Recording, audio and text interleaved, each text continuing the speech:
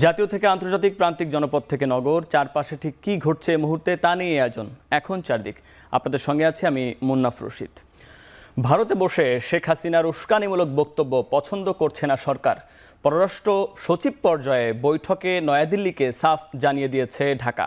সোমবার রাষ্ট্রীয় অতিথি ভবন পদ্মায় সচিব পর্যায়ে ঘণ্টা দুয়েকের বৈঠকে উঠে আসে রাজনৈতিক পট পরিবর্তনের পরে দুই দেশের সাম্প্রতিক ইস্যু ও বিদ্যমান দ্বিপক্ষীয় সম্পর্কগুলো। বাংলাদেশ নিয়ে ভারতীয় গণমাধ্যমে মিথ্যাচারের বিরুদ্ধে ব্যবস্থা নিতে বলা হয়েছে সফররত পররাষ্ট্র সচিব বিক্রম মিশ্রিকে। স্পষ্টভাবে জানানো হয়েছে এদেশে সব ধর্মের মানুষ ভালো আছে। অন্যদিকে ব্রিফিংয়ে বিক্রম মিশ্রি জানান, সংখ্যালঘু ইস্যুতে তাদের উদ্বেগ থাকলেও বাংলাদেশের সঙ্গে গঠনমূলক সম্পর্ক এগিয়ে নিতে চায় Bharat.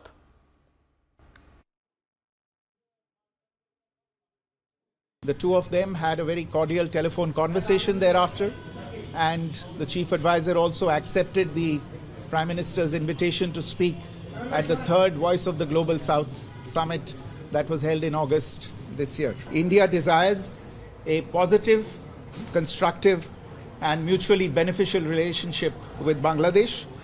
We have always seen in the past, and we continue to see in the future, this relationship as a people-centric and people-oriented relationship, one that has the benefit of all the people as its central motivational force. There is no reason why this mutually beneficial cooperation should not continue to deliver in the interests of both our peoples. And to that end, therefore, I have underlined today India's desire to work closely with the interim government of Bangladesh authorities. We also discussed some regrettable incidents of attacks on cultural, religious and diplomatic properties. We expect overall a constructive approach on all these issues by the Bangladesh authorities, and we look forward to moving the relationship forward in a positive, forward-looking and constructive direction. ইউরোপীয় ইউনিয়নের কাছে বাংলাদেশ রাজনৈতিক, অর্থনৈতিক ও নৈতিক সমর্থন চায়।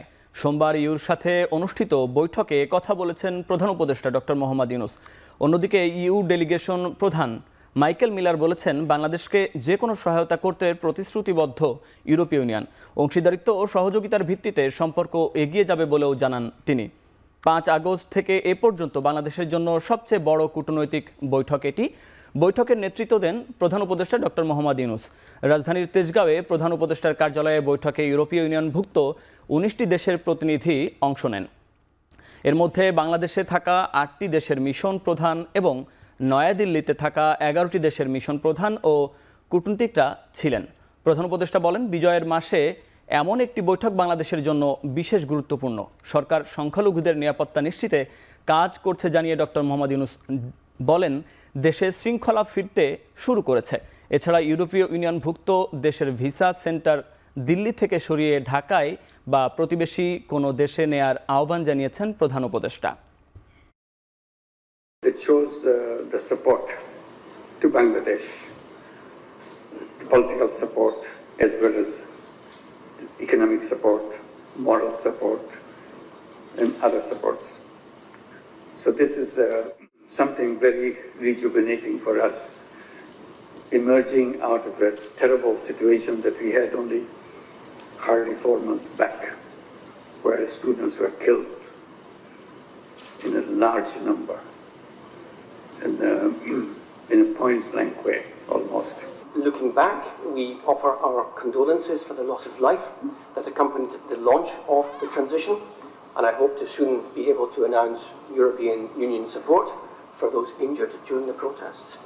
Looking forward, the European Union is committed to supporting Bangladesh's democratic transition the best way we can. As you know, Chief Advisor, we already enjoy rather broad relations.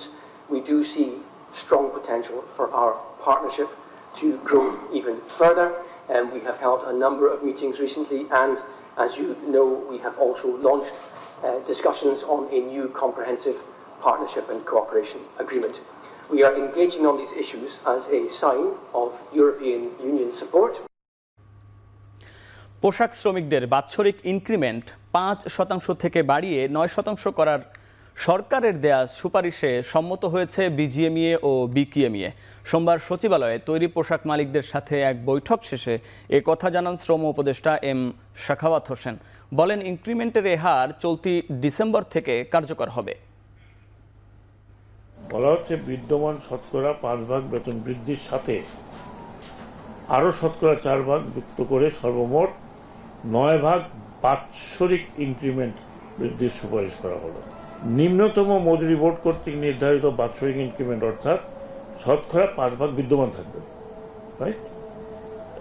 Committee কর্তৃক সুপারিশকৃত বাৎসরিক ইনক্রিমেন্ট শতকরা 4 ভাগ বৃদ্ধি 1 ডিসেম্বর 2024 থেকে কার্যকর হবে, যা জানুয়ারি মাসে পদীয় বেতনের সাথে প্রদান করতে হবে। সমাজের নানা স্তরে নারীদের অবস্থার উন্নয়নে নারীদের প্রতি আহ্বান জানিয়েছেন প্রধান উপদেষ্টা ডক্টর মোহাম্মদ ইউনূস। বেগম রোকেয়া পদকজয়ী সবাইকে তারুণ্যের চেতনা ধারণ করারও আহ্বান জানান তিনি। সোমবার নারী ও শিশু মন্ত্রণালয়ের উদ্যোগে রোকেয়া পদক জয়ীদের হাতে পুরস্কার তুলে দেন প্রধান উপদেষ্টা। সমাজ, নারী শিক্ষা ও নারীর ক্ষমতায়নে অবদান রাখার জন্য এবছর 4 জন বিশিষ্ট নারী বেগম রোকেয়া পদক পান। তারা হলেন শিক্ষাবিদ পারভিন হাসান, নারী অধিকার কর্মী ও আলোকচিত্রী তসলিমা আখতার, দাবায় বাংলাদেশের নারী গ্র্যান্ড মাস্টার রানী হামিদ এবং নারী অধিকার কর্মী শিরিন পারভিন হক।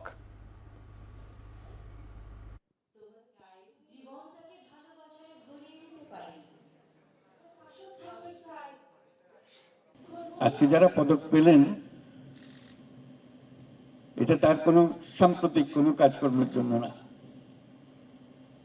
তাদের প্রত্যেকেরই সারা জীবনের যে কর্তব্যবোধ এবং অনুপ্রেরণা নিজের জীবনে ব্যক্ত করেছেন এবং সবার কাছে, দেশের সবার কাছে আদর্শ হিসেবে ধরেছেন, তাদের জন্য এই সম্মাননা। আমরা অনেকক্ষণ খুব গম্ভীরভাবে বসে আছি। আমার মনে হয় এবার আমরা একটু দাঁড়িয়ে যারা পদক পেলেন তাদের জন্য জোরে একটা তালি দিই, মনটা খালি, মনটা ভরে তালি দিই।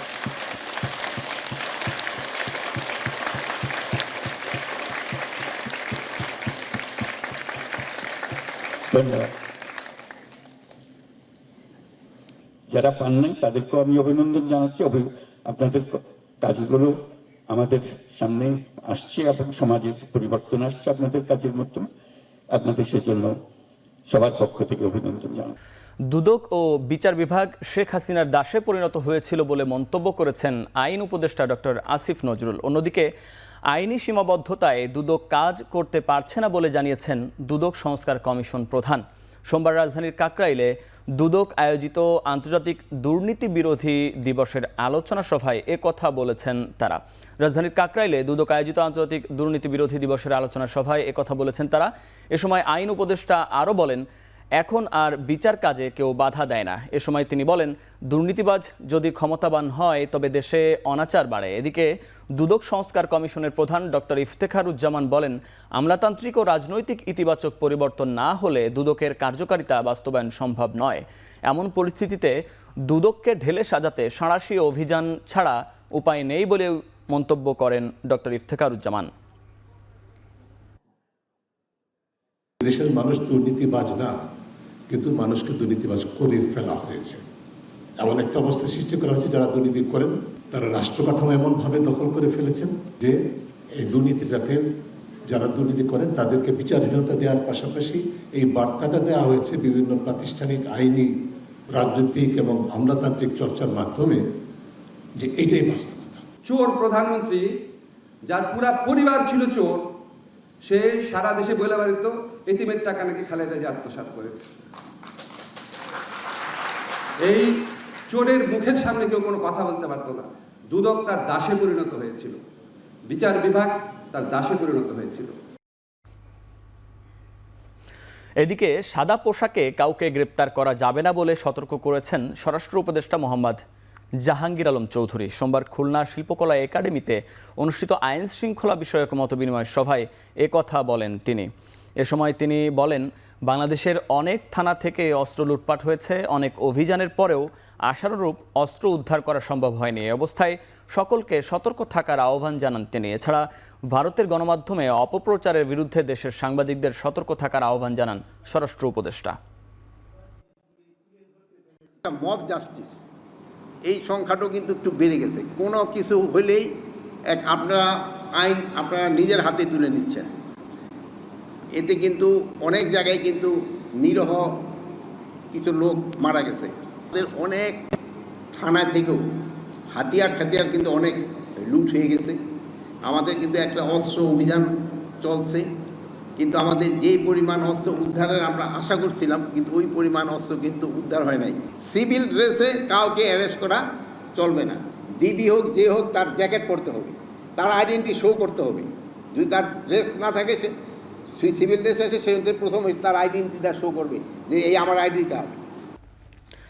রাষ্ট্র সংস্কারে বিফল হলে দেশের মানুষ বিকল্প ভাবতে বাধ্য হবে, এমন মন্তব্য করেছেন বৈষম্য বিরোধী ছাত্র আন্দোলনের আহ্বায়ক হাসনাত আবদুল্লাহ।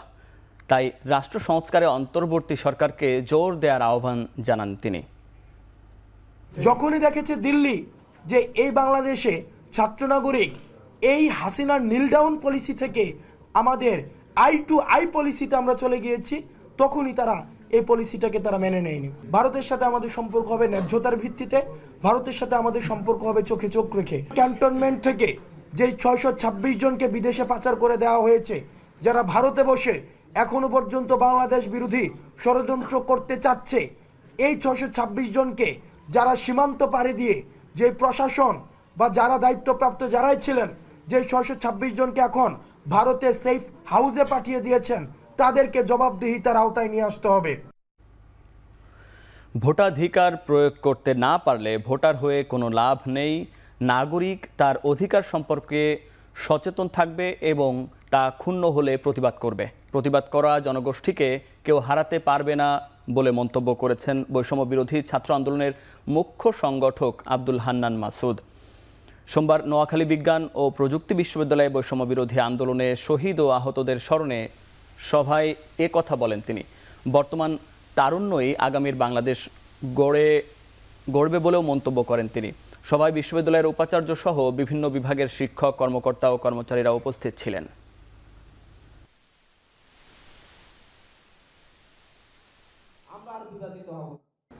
এসে যারা জীবন বাজি রেখে লড়াই করেছে তাদেরকে অ্যাকসেপ্ট করে দিয়ে নতুন সেই ধান্দাবাজরা, সেই চাটুকাররা আবার ক্ষমতায় যাওয়ার জন্য ক্ষমতা লিপসেন, তারা সারা দেশে এক ধরনের বিভাজনের রাজনীতি শুরু করেছে। যারা 2014 সালের নির্বাচনের আগে বেগম জিয়ার বাসার সামনে থেকে 6টা ট্রাককে সরানোর সক্ষমতা রাখেনি, তারা নাকি আগামী বাংলাদেশ নির্মাণ করবে।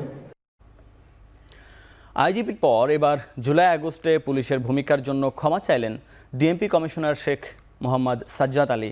সোমবার অভিযুক্ত পুলিশ কর্মকর্তাদের বিরুদ্ধে ব্যবস্থা নেয়ার কথা জানিয়ে ডিএমপি কমিশনার বলেন, নতুনভাবে পুলিশ বাহিনী গড়ে উঠবে। আওয়ামী আমলে রাজনৈতিক বিবেচনায় প্রায় 1 লাখ পুলিশ নিয়োগ দেওয়া হয়েছে বলেও তথ্য দেন তিনি। ছাত্র জনতা শহীদ হয়েছেন এবং আহত হয়েছেন, তাদের সকলের প্রতি আমি সমবেদনা জানাই। তাদের আত্মার মাগফিরাত কামনা করি। ঢাকা মেট্রোপলিটন পুলিশ ওই আন্দোলনে পেশাদারিত্বের বাইরে গিয়ে যে কাজ করেন, সেই কাজের জন্য আমি অত্যন্ত দুঃখিত। গত 15 বছরে 2 লক্ষ পুলিশ অফিসার হয়, তার ভিতরে 80 থেকে 90 হাজার এরূপ ভাবে রিক্রুটেড। যিনি বাদী হয়েছিলেন, এখন দেখা যাচ্ছে যে উনি ওই সময়ই উদ্দেশ্যমূলকভাবে এই 200 লোককে আসামি করছে। পরবর্তীতে উনি চাঁদাবাজি এই বাণিজ্যটা করবেন বলে আমার লক্ষ্য, আর যিনি এই ধরনের বাণিজ্যে লিপ্ত হবেন, শক্ত হাতে ব্যবস্থা। টানা দ্বিতীয়বার এশিয়া কাপ জিতে দেশে ফিরেছে বাংলাদেশ অনূর্ধ্ব 19 দলের ক্রিকেটাররা। বিমানবন্দরে গণমাধ্যমের সাথে কথা বলছেন দলের অধিনায়ক তামিম। সরাসরি চলে যাচ্ছে সেখানে। এখন এটা আর কি, যদি স্যাররা দেখে আমরা অবশ্যই চেষ্টা বলছি, এখন দেখি স্যাররা কি করে। অবশ্যই ইনশাল্লাহ যদি হয়।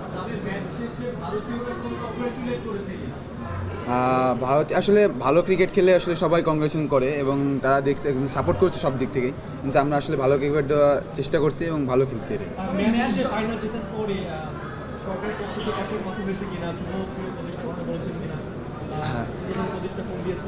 যে আমাদের গেম নম্বরের যে ম্যানেজার যে ফাহিম সিং স্যার, ওনার সাথে আমার কথা হয়েছে, উনি আমার অভিনন্দন জানাইছেন এবং প্রথমে যখন দিচ্ছি সবাই আমাদের খুব ভালোই করছে।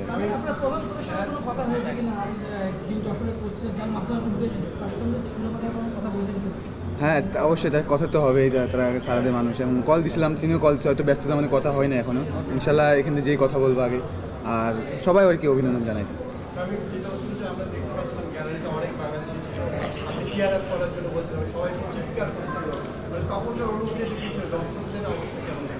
আসলে দেখেন এইসব ক্রিকেটে যখন প্লেয়ারদের মাইন্ডসেট একটু অন্যরকম থাকে, আর প্লেয়াররা এখানে আন্ডার 19 এজে ওরা একটু যদি আপনার অ্যাপ্রিসিয়েট করেন বা একটু যদি সবাই করে তখন একটু ঘাবড়ে যায়, স্বাভাবিক, আমাদেরও যেটা হয়েছে। তা যখন আমি বলছি তখন আর কি উইকেট পাওয়ার পরে অনেক সেলিব্রেশন করছে, অনেক মজা করছে সবাই, আর দেখে ওরা সকাল থেকে আসছে আমাদের দর্শকরা, আমাদের মানুষরা, তো আমাদেরকে অনেক হেল্পফুল হয়েছে ওইটা আর কি পরে।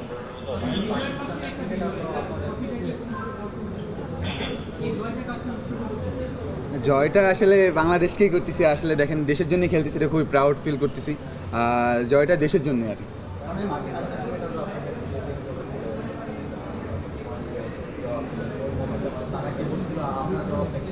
আসলে যে পাকিস্তানে যে ফিল্ডারটা ছিল ও বলতেছে যে ফ্রি বলটা আমি মিস করছিলাম, তো বলতেছে বল কি দেখছিস, আমি ওরা পরে যখন 6 মাস দিতে বললাম তুই কি বল দেখছিস, এটাই।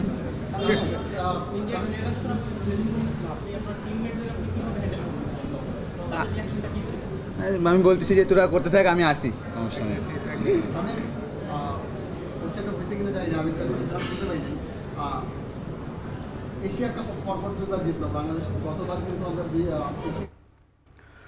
টানা দ্বিতীয়বার এশিয়া কাপ জিতে দেশে ফিরেছেন বাংলাদেশ অনূর্ধ্ব 19 দলের ক্রিকেটাররা। হযরত শাহজালাল আন্তর্জাতিক বিমানবন্দরে ব্রিফ করছিলেন দলের অধিনায়ক, সেখানে ছিলাম এতক্ষণ। নিত্যপণ্যের আমদানিতে ব্যাপক হারে কর ছাড় দেয়ায় রাজস্ব আদায় কমেছে, তবে বাজার পরিস্থিতি স্বাভাবিক হলে আবারও কর আরোপ করা হবে বলে জানিয়েছেন এনবিআর চেয়ারম্যান আব্দুর রহমান খান। সোমবার আগারগাঁওয়ে রাজস্ব ভবনে ভ্যাট সপ্তাহ উপলক্ষে সংবাদ সম্মেলনে জাতীয় রাজস্ব বোর্ডের চেয়ারম্যান আরও বলেন, জুলাই থেকে নভেম্বর পর্যন্ত যে রাজস্ব ঘাটতি হয়েছে তা আগামী 6 মাসে তুলে আনার জন্য প্রয়োজনীয় উদ্যোগ নেবে এনবিআর। রাজস্ব ছাড়কে বৈষম্য মন্তব্য করে এনবিআর চেয়ারম্যান বলেন, বিভিন্ন খাতে পরিস্থিতির প্রয়োজনে ছাড় দেয়া হলেও তা কমিয়ে আনা হবে, তবে ব্যবসায়ীদের সঙ্গে আলোচনা করেই সিদ্ধান্ত নেওয়া হবে। বর্তমানে ডলারের দাম স্থিতিশীল হলেও বিগত সরকারের আমলে দাম ঊর্ধ্বমুখী থাকায় ব্যবসা বাণিজ্যে এখনও তার প্রভাব রয়ে গেছে বলেও মন্তব্য করেন এনবিআর চেয়ারম্যান। জনগণকে স্বস্তি দেওয়ার জন্য জনস্বার্থে আপনারা খেয়াল করেছেন যে আমরা ইম্পোর্ট ডিউটি, সাপ্লিমেন্টারি ডিউটি, অগ্রিম কর, অগ্রিম আয়কর এবং ভিএটি ক্ষেত্রে আমরা ব্যাপক হারে ছাড় দিয়েছি। বিশেষ করে দ্রব্যমূল্য যাতে আমাদের জনসাধারণের ক্রয়সীমার মধ্যে থাকে, সে কারণে আমরা অনেকগুলো নিত্য প্রয়োজনীয় পণ্য অল্প সময়ের জন্য আমরা আশা করি যে পরিস্থিতির উন্নতি হবে এবং উন্নতি হলে আবার আমরা আমাদের রেগুলার যে ভ্যাট রিজিম সেখানে ফেরত আসব। লিটারে 8 টাকা বাড়ল সয়াবিন তেল। এখন থেকে বোতলজাত সয়াবিন তেলের লিটার 175 টাকা। সোমবার থেকে কার্যকর হয়েছে নতুন এই মূল্য। খোলা ও বোতলজাত দুই ক্ষেত্রেই বাড়ল। খোলা বাজারে লিটারের দাম 157 টাকা। সোমবার সচিবালয়ে তেল আমদানিকারকদের সাথে বৈঠক শেষে এ ঘোষণা দেন বাণিজ্য উপদেষ্টা। এখন থেকে প্রতি মাসের 10 তারিখ সয়াবিন তেলে আন্তর্জাতিক মূল্য অনুযায়ী পর্যালোচনা করা হবে। এ সময় বাণিজ্য উপদেষ্টা জানান, বাজারে আলু আর তেল ছাড়া সকল পণ্যের মূল্য নিম্নমুখী। দ্রুতই সয়াবিন তেলের সরবরাহ ঘাটতি কমে যাবে। মানে আমাদের যে টোটাল ইন্ডাস্ট্রি, দেশের যে চাহিদা, দেশের যে মজুদ, সেই মজুদের কোনো ঘাটতি নেই। আমি বলেছি বাজারে সরবরাহের ঘাটতি আছে। তেলের যে সরবরাহ ঘাটতি ছিল এবং আলুর একটা সমস্যা আমরা দেখতে পাচ্ছি। এছাড়া আমরা বাজারে শীতকালীন শাকসবজি প্রাকৃতিক কারণে আমরা দেখছি যে আলুর রহমতের দাম আস্তে আস্তে নেমে আসছে। 3 সপ্তাহের ভিতরে আমরা আশা করছি যে আলুর দামটা সহনীয় পর্যায়ে চলে। 10 বছর পরে চতুর্থ অর্থনৈতিক শুমারি শুরু হবে 10 ডিসেম্বর, যা আগামী 26 ডিসেম্বর পর্যন্ত চলবে। এ সময় সারা দেশে 2660 জনে ট্যাবের মাধ্যমে সকল আবাসিক এলাকা ও সরকারি বেসরকারি প্রতিষ্ঠানে তথ্য সংগ্রহ করা হবে। সোমবার সংবাদ সম্মেলনে এ তথ্য জানায় বাংলাদেশ পরিসংখ্যান ব্যুরো। বলা হয়, এবারের শুমারির ব্যয় 579 কোটি টাকা ধরা হয়েছে। তবে আগামীতে এ প্রকল্প যাতে রাজস্ব আয়ের মাধ্যমে করা যায় সে বিষয়ে কাজ করা হচ্ছে। সেই 10 বছর পর পর শুমারি না করে যাতে শুধু তথ্য হালনাগাদ কার্যক্রম ধারাবাহিকভাবে পরিচালনা করা যায় সে বিষয়ে কাজ করা হচ্ছে বলে জানায় প্রতিষ্ঠানটি। এছাড়া কেন্দ্রীয়ভাবে শুমারির কার্যক্রম পর্যবেক্ষণ করা হবে বলেও জানানো হয়। এইবার অর্থনৈতিক শুমারি 10 বছর পরে হচ্ছে, তো এইটাও কিন্তু পেপারলেস হচ্ছে। এইখানে আগে যেহেতু আমরা ছাত্র অবস্থায় দেখতাম যে কোনো শুমারি বস্তা বস্তা বস্তা বস্তা পেপার, এবার কিন্তু পেপারলেস হচ্ছে এবং এখানে কারো ইন্টারফারেন্সের সুযোগ নেই। বিদেশি বিনিয়োগকারীরা বাংলাদেশে বিনিয়োগ ঝুঁকিপূর্ণ বলে মন্তব্য করেছেন দেশের অন্যতম শীর্ষ ব্যবসায়ী আব্দুল আওয়াল মিন্টু। সোমবার রাজধানীর পল্টনে ইকোনমিক রিপোর্টার্স ফোরাম আয়োজিত একটি মতবিনিময় সভায় একথা বলেছেন দেশের শীর্ষ ব্যবসায়ী সংগঠন এফবিসিসিআইয়ের সাবেক সভাপতি। তিনি আরও বলেন, জনগণের কাছে দায়বদ্ধতা ছাড়া কোনো সরকার যথাযথ উন্নয়ন করতে পারে না, যা নিশ্চিতে দরকার নির্বাচিত সরকার। তিনি আরও বলেন, আওয়ামী লীগ সরকারের আমলে দুর্নীতিবাজদের যোগ সাজশে অবাস্তব পরিসংখ্যান দেখানোর ফলে দেশে বিনিয়োগ ক্ষতিগ্রস্ত হয়েছে। বক্তব্য শেষে ইআরএফ সদস্যদের সঙ্গে প্রশ্নোত্তর পর্বে মুখোমুখি হন তিনি। সমাজ ও সামাজিক সংগঠনগুলি সঠিক সময় যদি সঠিক দায়িত্ব পালন করে, তাহলে দেশের সম্মিলিত সংকল্প ও উদ্যোগ দেশের স্থিতিশীল সমাজ ও রাজনৈতিক পরিবেশ নিশ্চিত করে এবং এই হতাশা দূর করতে পারে। স্থিতিশীল সমাজ ও ইতিবাচক পরিবেশে উদ্যোক্তারা নতুন নতুন ধ্যান ধারণা, প্রযুক্তি ও সৃজনশীলতার সমন্বয় ঘটিয়ে দ্রুত অর্থনৈতিক উন্নয়নের নতুন নতুন কৌশল গ্রহণ করে দেশের জন্য সম্পদ সৃষ্টি করতে পারে। বৈষম্য বিরোধী চেতনার সাথে যারা জড়িত ছিল তাদের অনেকেই এখন এই চেতনাকে ক্ষুণ্ণ করছে বলে মন্তব্য করেছেন অর্থনীতিবিদ ডক্টর দেবপ্রিয় ভট্টাচার্য। এছাড়াও বৈষম্য বিরোধী আন্দোলনের মাধ্যমে যে সুযোগ তৈরি হয়েছে সেখানে সবাইকে সক্রিয় ও একতাবদ্ধ থাকারও আহ্বান জানান তিনি। সোমবার রাজধানীতে এসডিজি বাস্তবায়নে নাগরিক প্ল্যাটফর্ম আয়োজিত সেমিনারে এসব কথা বলেন তিনি। এদিকে নির্বাচন সংস্কার কমিশনের প্রধান বদিউল আলম মজুমদার বলেন, সংস্কার কমিশনগুলো থেকে জনসমর্থন তৈরি হওয়া জরুরি এবং কমিশনের সুপারিশগুলো নিয়ে সরকার রাজনৈতিক দলগুলোর সাথে বসে রোডম্যাপ তৈরি করবে বলেও আশা করেন তিনি। এদিকে সেমিনারে অংশ নেয়া বক্তারা বলেন, সংবিধানে পিছিয়ে পড়া মানুষের অধিকার নিশ্চিত করতে হবে। এছাড়াও এলাকা অনুযায়ী জনগণের চাহিদা ম্যাপিংও করার আহ্বান জানান বক্তারা। দুর্নীতি দমন সংস্কার কমিশনের প্রধান ইফতেখারুজ্জামান বলেন, নির্বাচনে নারী ও তরুণদের 30% মনোনয়ন দেয়া উচিত রাজনৈতিক দলগুলোর। চাহিদা যদি অব্যাহত না থাকে আর আমার মন মতো পরিবর্তন হয়ে যাবে এটা যদি মনে করেন, তাহলে আমরা বোকার স্বর্গে বসবাস করি। আমাদের সক্রিয় থাকতে হবে, একতাবদ্ধ থাকতে হবে, বৈষম্য বিরোধী চেতনার মূল বিষয়ে আমাদের নিষ্ঠ থাকতে হবে এবং সেটার জন্য আমরা একত্রিতভাবে আগামী দিনেও আওয়াজ তুলব। এই চেষ্টাটা, এই প্রতিজ্ঞাটা আমাদের আজকে নিতে হবে। এটা আমাদের আকাঙ্ক্ষা, যেটা আমরা শুনেছি যে আমরা এই আমাদের সংস্কার প্রস্তাবগুলো যখন দেব, সুপারিশগুলো দেব, তখন সরকার রাজনৈতিক দলের সাথে আলাপ আলোচনা করবে। আলাপ আলোচনা করে তারা ঐক্যমতে পৌঁছবে। তার থেকে একটা ওই যে ইয়ে তৈরি হবে, কি রোড ম্যাপ, যে বহু কথিত রোড ম্যাপ তৈরি হবে নির্বাচনের দিনক্ষণ নির্ধারিত।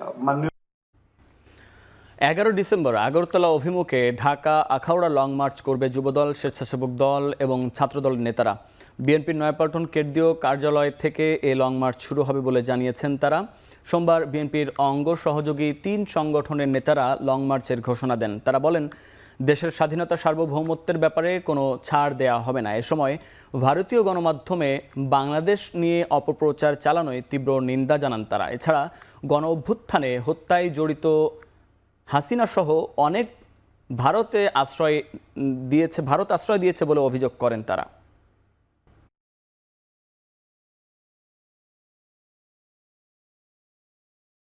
ভারতীয় মিথ্যা তথ্য সন্ত্রাসের প্রতিবাদ, ভারতীয় আগ্রাসনের বিরুদ্ধে আমরা জনগণকে ঐক্যবদ্ধ করে আমরা ঢাকা থেকে আগরতলার অভিমুখে আখাউড়া পর্যন্ত আমরা লং মার্চের ঘোষণা দিচ্ছি, যেটা 11ই ডিসেম্বর আমরা পল্টন সকাল পল্টন থেকে জমায়েত হয়ে আমরা এখান থেকে আমাদের লং মার্চ, শান্তিপূর্ণ লং মার্চ আমরা ইনশাল্লাহ আগরতলা অভিমুখে আখাউড়া সীমান্ত পর্যন্ত আমরা যাব। জয় বাংলাকে জাতীয় স্লোগান হিসেবে দেয়া রায় স্থগিত চেয়ে আবেদনের শুনানি হবে আপিল বিভাগের পূর্ণাঙ্গ বেঞ্চে। এ নিয়ে জয় বাংলার রায় স্থগিতের আবেদনের শুনানি 3 দিন পেছালো। সোমবার আপিল বিভাগের জ্যেষ্ঠ বিচারপতি আশফাকুল ইসলামের নেতৃত্বাধীন 3 সদস্যের আপিল বেঞ্চে শুনানি হওয়ার কথা ছিল। তবে অতিরিক্ত অ্যাটর্নি জেনারেল অনিক আর হক আদালতকে বলেন এটি পূর্ণাঙ্গ বেঞ্চে শুনানি হওয়ার দরকার। সে কারণে এটি যখন আপিল বিভাগের সকল বিচারপতি বসবেন তখনই শোনা হবে। এর আগে জয় বাংলাকে জাতীয় স্লোগান ঘোষণা করে হাইকোর্টে দেয়া রায় স্থগিত চেয়ে আবেদন করে রাষ্ট্রপক্ষ। 2020 সালের 10 মার্চ জয় বাংলাকে জাতীয় স্লোগান ঘোষণা করে রায় দেন হাইকোর্ট।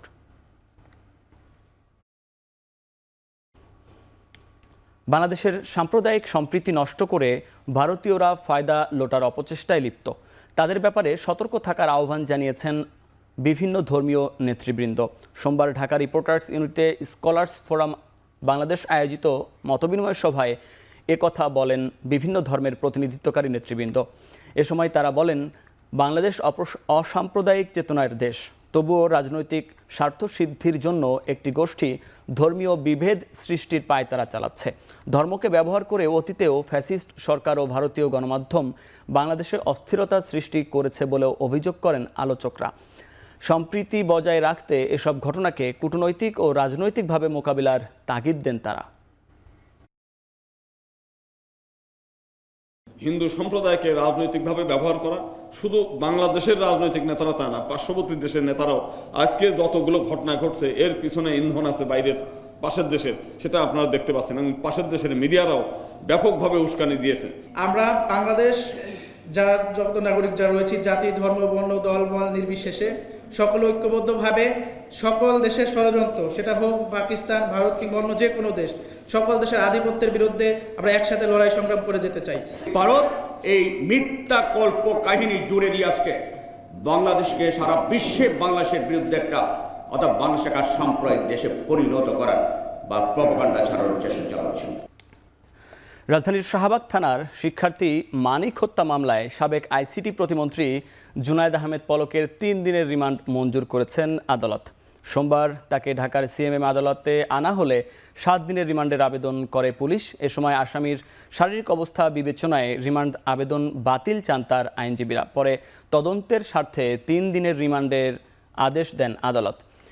একই আদালতে পল্টন থানার যুবদল নেতা শামীম হত্যা মামলায় সাবেক সচিব শাহ কামালকে 2 দিনের রিমান্ড মঞ্জুর করা হয়। এছাড়া বিভিন্ন থানার মামলায় সাবেক খাদ্যমন্ত্রী কামরুল ইসলাম, রাশেদ খান মেনন, ডিবির সাবেক কর্মকর্তা মশিউর রহমান ও গাজীপুর সিটি কর্পোরেশনের সাবেক ভারপ্রাপ্ত মেয়র আসাদুর রহমান কিরণকে নতুন করে গ্রেপ্তার দেখানো হয়েছে।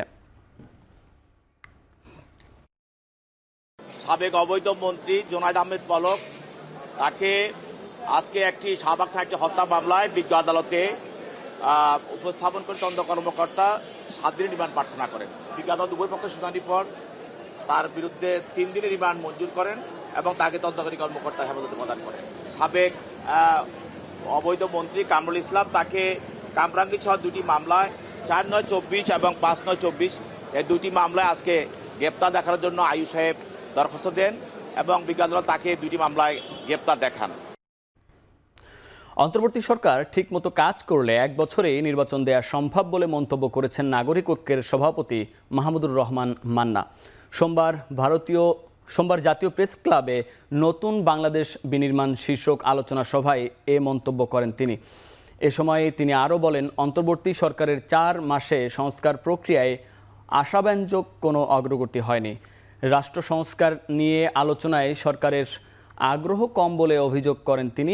একই অনুষ্ঠানে BNP vice chairman Asaduzzaman Ripon বলেন, রাজনৈতিক দল ক্ষমতায় গিয়ে যেন গণতন্ত্র কুক্ষিগত করতে না পারে সে বিষয়টি নিশ্চিত করা দরকার। সরকার যে আসছে তাদের 90 দিন হানিমুন পিরিয়ড পার হয়ে গেছে, এখন যা সামনে আছে সেই সময়ের মধ্যে তারা কদ্দূর কী করবেন সেটাও দেখেন কীরকম করে একভাবে মানে সীমানা দিয়ে দেওয়া হয়েছে। ডিসেম্বর জানুয়ারির মধ্যে কমিশন যেগুলো করেছে সেই কমিশনগুলো রিপোর্ট দেবে, সেই রিপোর্ট কোথায় দেবে? সরকারের কাছে। তারপরে সরকার এগুলো রাজনৈতিক দলগুলোর সাথে আলোচনা করবে। আমাদের জাতির জন্য যা ঝুঁকি আছে, আমাদের জাতির উপরে যে বিপদটা চাপার আশঙ্কা আছে, সেটাকে প্রতিরোধ করার জন্য সরকারের পেছনেই তো জনগণ তাদের পেছনে ঐক্যবদ্ধ আছে। তো সুতরাং এটা একটা বড় মাপের শক্তি আমাদের জন্য। কিন্তু সরকার প্রধানত দায়িত্ব নিঃসন্দেহে নির্বাচন করা, কারণ নির্বাচন থেকেই সমস্ত সংকটের উদ্ভব হয়েছে। স্বৈরাচার মুক্ত বাংলাদেশে সুবিধা নিতে বিএনপিতে কেউ যেন অনুপ্রবেশ করতে না পারে সেদিকে খেয়াল রাখার আহ্বান জানিয়েছেন ঢাকা মহানগর উত্তর বিএনপির আহ্বায়ক আমিনুল হক। ঢাকা মহানগর উত্তরের উত্তরখান থানা বিএনপির কর্মী সভায় এ আহ্বান জানান তিনি। 17 বছর স্বৈরাচার পতন আন্দোলন করতে গিয়ে দলের অনেক নেতাকর্মী গুম, খুন ও জেল জুলুমের শিকার হয়েছে। তাই এই নির্যাতন নিপীড়নের ইতিহাস ভুলে না যাওয়ার আহ্বান জানান তিনি। বিএনপির নেতাকর্মীদের জনগণের কাছে যাওয়ার অনুরোধ জানিয়ে আমিনুল হক আরও বলেন, আগামী নির্বাচন হবে কঠিন এবং নিরপেক্ষ।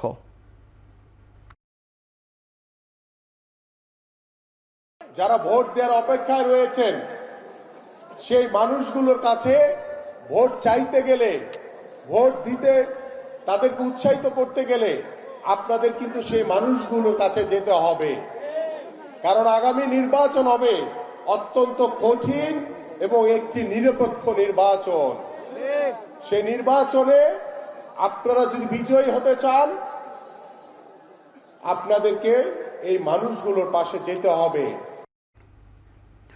বিএনপির সিনিয়র যুগ্ম মহাসচিব রুহুল কবির রিজভী বলেছেন, দেশের অর্থ দিয়ে ভারত থেকে পণ্য আমদানি করা হয়, বিনা পয়সায় ভারত কোনো পণ্য দেয় না।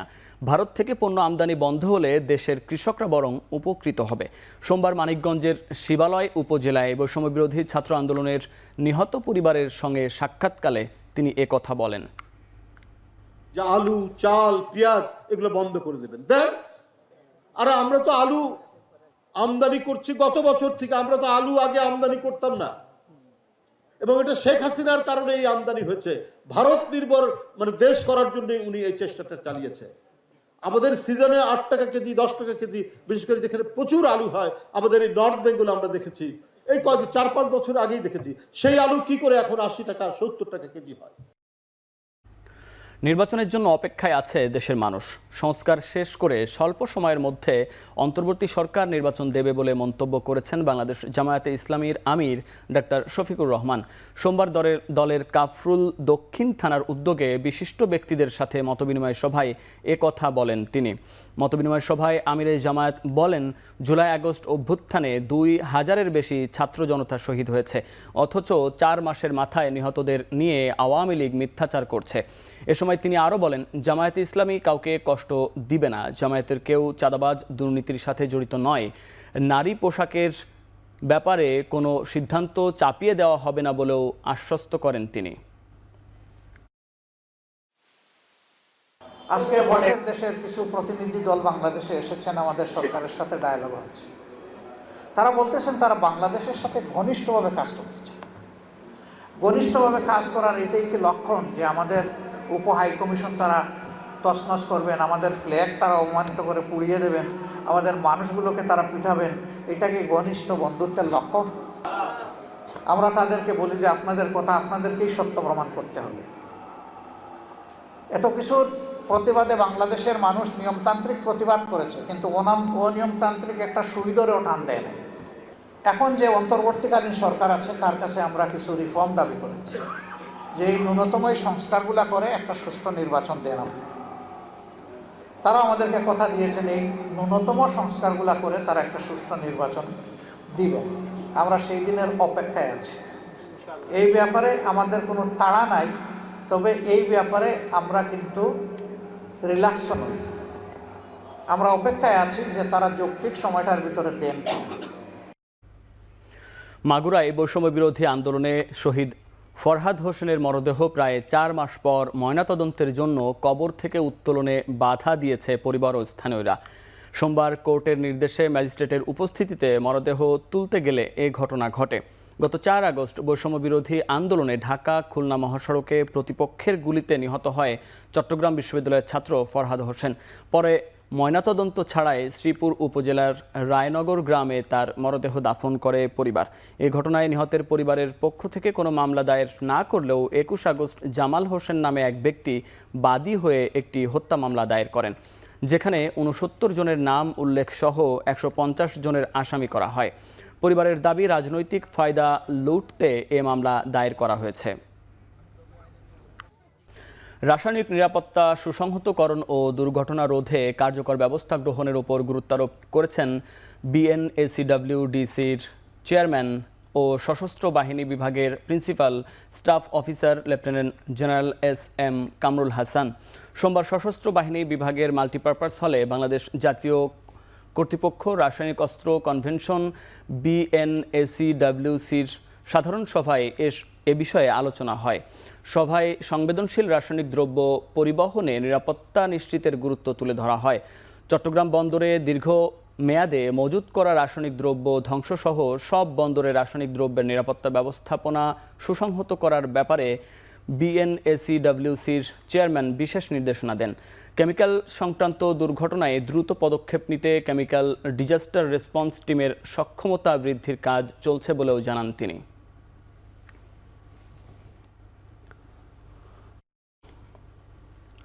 অতীতে ক্ষমতাসীন বা বিরোধী দলের কেউ পুলিশ বাহিনীর সংস্কারে আগ্রহ দেখায়নি, তাই পুলিশ বাহিনীর ভেতরেই সংস্কারের দাবি উঠেছে। সোমবার বান্দরবান জেলা পুলিশ আয়োজিত মতবিনিময় সভায় এসব কথা বলেন চট্টগ্রাম রেঞ্জের ডিআইজি মোহাম্মদ আহসান হাবিব পলাশ। জেলা পুলিশ লাইন্স ড্রিল শেডে আয়োজিত মতবিনিময় সভায় বান্দরবানের বিভিন্ন শ্রেণীর পেশার মানুষ অংশ নেন। এ সময় তারা পুলিশের বিভিন্ন কার্যক্রম নিয়ে মতামত ও পরামর্শ দেন। মতবিনিময় সভায় পুলিশ সুপার, অতিরিক্ত জেলা প্রশাসক, বান্দরবান সরকারি কলেজের অধ্যক্ষ, জেলা বিএনপির সাধারণ সম্পাদক সহ বিভিন্ন রাজনৈতিক ও সামাজিক সংগঠনের প্রতিনিধিরা উপস্থিত ছিলেন।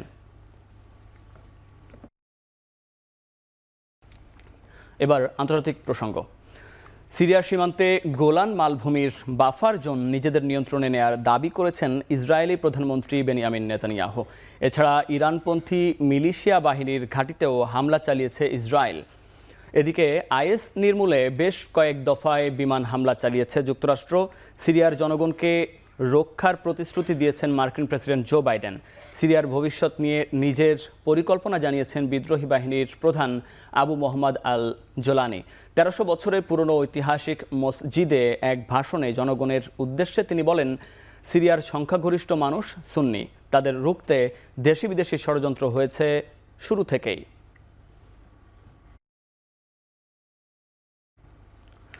ইউক্রেনে রাশিয়ার অভিযান শুরুর পর থেকে এখন পর্যন্ত দেশটির ৪৩,০০০ সেনা নিহত হয়েছেন। ইউক্রেনের প্রেসিডেন্ট জেলেনস্কি বলেছেন, আগ্রাসন শুরুর পর থেকে ৩,৭০,০০০ সেনা আহত হয়েছেন। সামাজিক যোগাযোগ মাধ্যমে এক পোস্টে জেলেনস্কি জানান, এই যুদ্ধে রাশিয়ার ১,৯৮,০০০ সেনা নিহত হয়েছেন। কিয়েভ আর মস্কো দুপক্ষই সেনা হতাহতের দাবি করলেও কোনো পক্ষের তথ্যের এখনও সত্যতা যাচাই করা যায়নি। এর আগে যুক্তরাষ্ট্রের নবনির্বাচিত প্রেসিডেন্ট ডোনাল্ড ট্রাম্প বলেন, এই যুদ্ধে ইউক্রেনের ৪ লাখ আর রাশিয়ার ৬ লাখ সেনা নিহত ও আহত হয়েছেন।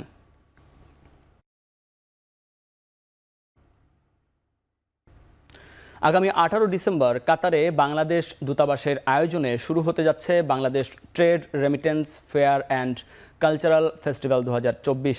দোহা Bangladesh MHM school and college মাঠে অনুষ্ঠিত হতে যাওয়া এই মেলায় অংশ নিচ্ছে অর্ধশতাধিক দেশীয় প্রতিষ্ঠান। কাতারে নিযুক্ত রাষ্ট্রদূতের আশা, ট্রেড ফেয়ারের মাধ্যমে দুই দেশের সম্পর্ক নতুন উচ্চতায় পৌঁছাবে। দেশীয় পণ্য বহির্বিশ্বে ছড়িয়ে দেওয়ার মাধ্যম হিসেবে এই মেলা কাজ করবে বলে মনে করেন ব্যবসায়ীরা। এই আয়োজনের পাশাপাশি দোহার শেরাটন হোটেলে চলবে বিজনেস সামিট। এছাড়াও ২০ ডিসেম্বর এশিয়ান সিটি স্টেডিয়াম মাঠে সাংস্কৃতিক অনুষ্ঠানে মঞ্চ মাতাবেন বাংলাদেশি শিল্পীরা। ১৮ থেকে ২১ ডিসেম্বর পর্যন্ত ৪ দিনব্যাপী ট্রেড ফেয়ার চলবে, প্রতিদিন দুপুর ২টা থেকে রাত ১০টা পর্যন্ত।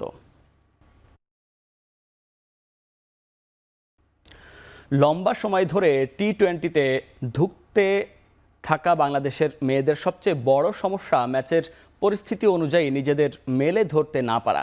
একই সাথে আয়ারল্যান্ডের বিপক্ষে হোয়াইট ওয়াশ হয়ে নিজের ব্যর্থতার দায় স্বীকার করেছেন বাংলাদেশ নারী ক্রিকেট দলের অধিনায়ক নিগার সুলতানা জ্যোতি।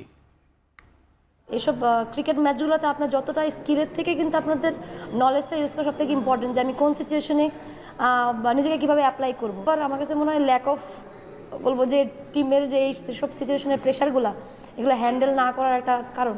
আমরা এক্সপিরিয়েন্স প্লেয়ার আছে, আমাদের আসলে দায়িত্ব নেওয়ার ছিল, যেমন আমি পুরো টুর্নামেন্টে কোনো রান করতে পারিনি। সো আমি বলবো যে আমার দিক থেকে আমি ব্যর্থ, কারণ as a top order batter আমার কাছ থেকে অনেক বেশি সবাই এক্সপেক্ট করে। লঙ্কা টি10 সুপার লিগের প্রথম আসরে কলম্বো জাগুয়ার্সের হয়ে খেলবেন রনি তালুকদার। অফিসিয়াল ফেসবুক পেজে বিষয়টি নিশ্চিত করেছেন রনি নিজেই। সাকিব আল হাসান ও সৌম্য সরকারের সঙ্গে বাংলাদেশের তৃতীয় ক্রিকেটার হিসেবে লঙ্কানদের এই লিগে খেলবেন তিনি। কলম্বোতে রনির সতীর্থ হিসেবে দেখা যাবে অ্যাঞ্জেলো ম্যাথিউস, মাথিউসা পাথিরানা, জেসন রায়দের মতো ক্রিকেটারদের। টুর্নামেন্টের ড্রাফটের আগেই সাকিবকে দলে নেয় গল মার্ভেলস, আর ড্রাফট থেকে সৌম্যকে দলে টেনেছে হাম্বানটোটা বাংলা টাইগার্স। ওয়ানডে সিরিজে দলে থাকায় প্রথম কয়েকটি ম্যাচে থাকবেন না ছন্দে থাকা সৌম্য।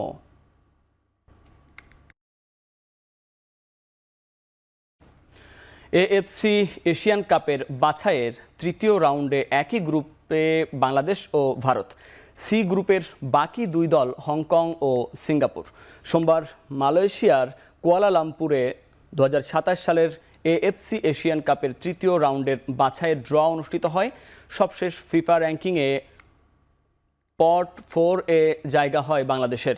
সি গ্রুপের 4 দলের মধ্যে ফিফা র্যাঙ্কিংয়ে বর্তমানে সবচেয়ে পিছিয়ে বাংলাদেশ, 185তম। এই গ্রুপের শীর্ষ দল ভারত, র্যাঙ্কিংয়ে তাদের অবস্থান 137। বাকি দুই দল হংকং 156 ও সিঙ্গাপুর 161তম।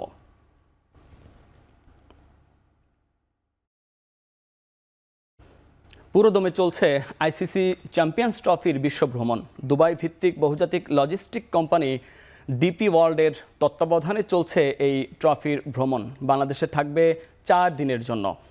বাংলাদেশের চ্যাম্পিয়ন্স ট্রফির প্রথম জনসম্মুখে দেখা যাবে আগামীকাল। কক্সবাজার সৈকতের লাবণী পয়েন্টে প্রদর্শন করা হবে ট্রফিটি। সকাল 10টা থেকে বেলা 3টা পর্যন্ত হবে এই প্রদর্শনী। ঢাকায় চ্যাম্পিয়ন্স ট্রফি রাখা হবে 12 ডিসেম্বর পান্থপথের বসুন্ধরা সিটি শপিং মলে। জনসাধারণের দর্শনের জন্য ট্রফি রাখা হবে বেলা 11টা থেকে রাত 8টা পর্যন্ত। 13 ডিসেম্বর ট্রফি যাবে মিরপুর শেরেবাংলা জাতীয় স্টেডিয়ামে। বেলা 11টা থেকে বেলা 3টা পর্যন্ত হবে ট্রফি প্রদর্শনী।